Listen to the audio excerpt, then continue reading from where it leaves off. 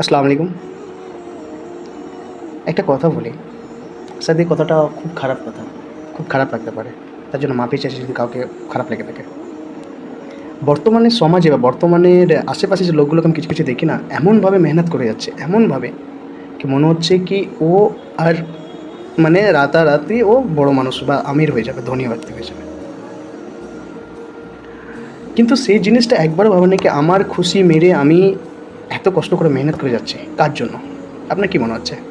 আপনি তো মরে যান বা আপনি মরে যাওয়ার পর আপনার বাচ্চা বা আপনার যার জন্য আপনি সম্পত্তি করে যাচ্ছেন, যার জন্য আপনি এত খারাপ তরিকাতে লুটে, দোসরের লুটে দালালি করে ধরেন, এটা খুব খারাপ কথা হলো কিন্তু ফিরবি বলছি।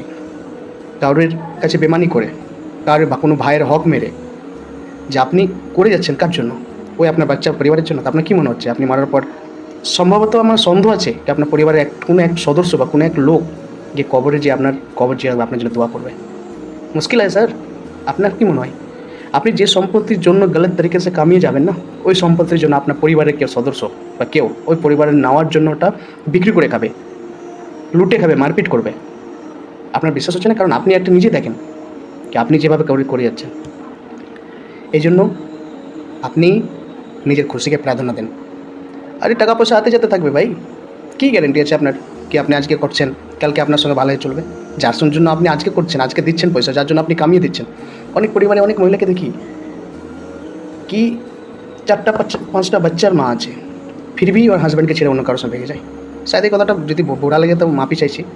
তাহলে আপনি একটা কথা ভাবেন, আপনি যার জন্য কামাচ্ছেন, যার জন্য রাখছেন, যাকে আপনি আপনার সব কিছু নমিনি ফাইল করছেন, নমিনি করছেন, জীবনের লাইফ ইন্স্যুরেন্সের নমিনি ও, সে আপনাকে ছেড়ে বৃদ্ধ বয়সে ছেড়ে চলে যায়।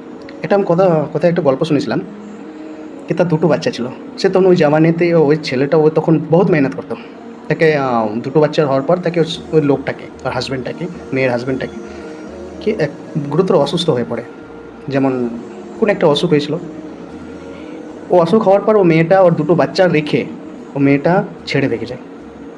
তা আপনার কী মনে হচ্ছে? আপনাকে মেয়েকে ও এত খিলাচ্ছে, কামিয়ে খিলালছে। যতদিনই থাকে 2টো বাচ্চা হয়েছে, খিলিয়েছে তো জোর। আজকে সেই তাকে ছেড়ে চলে যাচ্ছে। তা আপনি কার জন্য বাঁচেন? এত গলত তরিকা, গলত করে, লোকের লোকসান করে, লোকের ক্ষতি করে কেন এগুলো করছেন? বন্ধ করেন স্যার। জীবনের শ্বাসের কোনো দাম নেই। কখন আপনি চলে যাবেন না, আপনি আপনার ঘরওয়ালা বা আপনার পরিবারের লোক এমন কেউ নেই কি আপনি মরে যাওয়ার পর না আপনাকে রাখবে। বলবে নিজের আত্মীয় লোকই প্রথমে বলবে, তাড়াতাড়ি ডেট কর, তাড়াতাড়ি টাইমিং বের কর ওকে জানাজার নামাজ পড়ার জন্য। আর আপনি বলছেন আমার পরিবার সবথেকে আমার জন্য কাছের। লোকের কিচ্ছু যায় আসে না, আপনার পরিবারে আগে তাড়াতাড়ি টাইম ফিক্সড করে।